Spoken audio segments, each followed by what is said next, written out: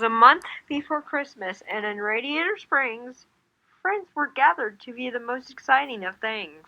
The weekly race was happening, and many gathered to see it, and this week it was full of holiday spirit. Welcome back, everybody, to this week's Radiator Springs local race. We've been doing this racing series for months now, and man, has it taken off or what. I'm Daryl Cartrip, here with my good friend Bob Cutlass, and we are here live reporting to you from the main street of Radiator Springs, where we will be broadcasting today's weekly race. Now, if this is your first time watching these local races, which we highly doubt considering just how well they do in terms of viewership count, let me explain to y'all how they work. The racers start here in Radiator Springs, they speed through Ornament Valley, Carburetor County, and Tailfin Pass, and must jump off of a cliff to re-enter Radiator Springs. Whoever jumps off that cliff first is crowned the champion of the race. That's right.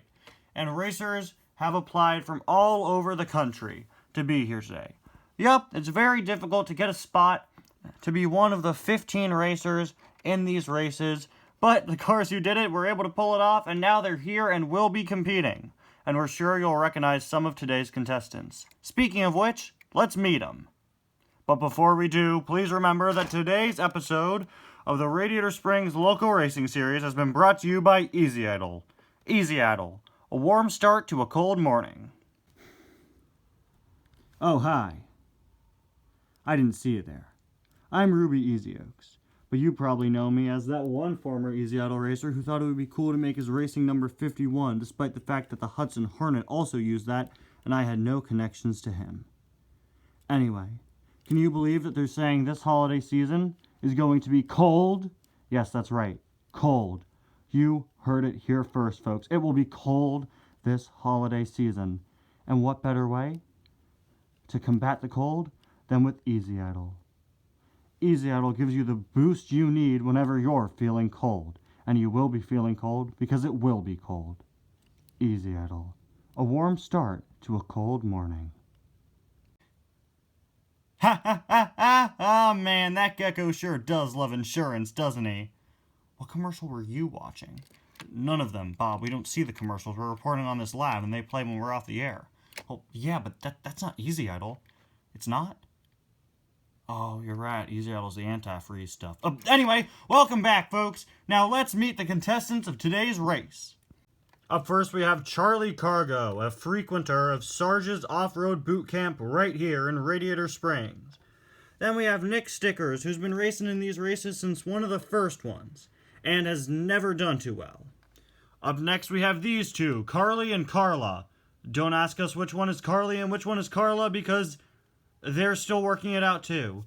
Well, I'm Carly, and that's Carla. No, wait, I'm Carla, and I'm Carla. That's Carly. Actually, isn't your name Carlos? No. I'm Carla. I'm Carly. And up next, we have Otis. Whenever we have a new racer enter the racing series, we have them tell us some things about themselves so we know what to say when we present them. Otis here has told us that he is incredibly dusty and old and constantly breaks down, and he thinks it's an awful idea for him to race. That's a great positive attitude to have, Otis. Then we have Ramon, frequenter of these races, as he does live right here in Radiator Springs. He is rocking a paint job that he wears every single December that he calls the Christmas Cruiser. Isn't that right, Ramon? Yep. Now, Ramon got into some trouble a few months back when he came up with color-changing paint. That actually somehow got him in legal trouble with the Vitaline Company. That's right, Daryl. You see, Ramon was using a special paint blend of his own, mixed with Vitaline, to allow a car's colors to change, and the boss of Vitaline did not like that. And Ramon engaged in a war of words of sorts with him. Luckily, though, Ramon was able to come out on top, and his color change paint continues to be a great selling item at his shop. Speaking of painters, we have Wingo here, who works part-time at Ramon and is currently in the process of working with Tex Danico to build his dream house. Up next, we have Mater. Mater says that his past achievements include, okay, wow, this is a long list. Racing in the Rust Bucket Belt Speedway, being part of a team of spies, getting knighted, racing onto the track at the London World Grand Prix race. Yeah, I remember that one. That was weird. He also says that he's been a daredevil, a firefighter, a drag racer in Tokyo, a plane, a matador, a Grammy-winning heavy metal singer, and wow, there are a lot of things here, but I'm just going to move on. We don't have time for this. Then we have TJ. TJ here is a fan favorite racer in this racing series.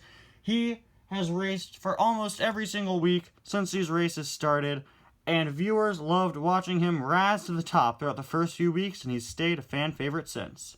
Down here we have Bradley, a racer from the pity cart circuit who's getting ready to race in a traditional race against regular-sized cars for the first time.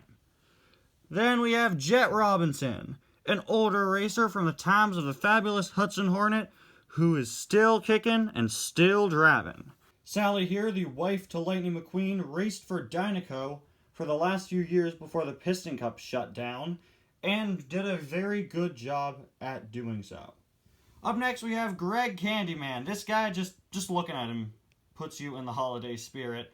Painted just like a gingerbread car. He was sponsored by Tacoman in the Piston Cup until that company, unfortunately, stopped, being a thing. Greg now runs a local racing cup for veteran Piston Cup racers. Then we have next generation Piston Cup racer Cam Spinner advertising Triple Den. I don't know what's going on with his eyelids. I think someone may have hit him in the eyes. And finally, of course, Lightning McQueen here, the organizer of this racing series. You all know who he is, so it's not even worth giving him an introduction. And also, Mater's introduction was so long that we're really pressed for time at this point and we can't really give Lightning one. Now, our racers are about to take off, but before we do, we just have to mention that every race we'll be doing in December will have a bit of a special twist. Usually, whoever wins the race is rewarded $10,000. But for every race in December, the winner will be able to donate all of that $10,000 to a charity of their choice. That's right, that's our little holiday gift here in the racing series. Anyway, though, we've wasted enough time going over Mater's very long list of totally real past careers. Let's start the race.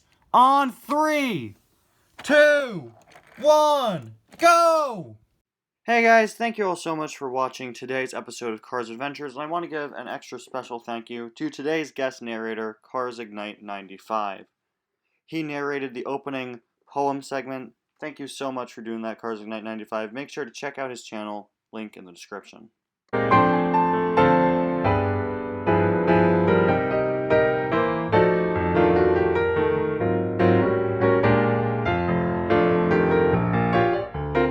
Easy Idle. A cold cold to a cold cold. I mean, a warm start to a cold morning. Have I mentioned it's cold? I'm really cold!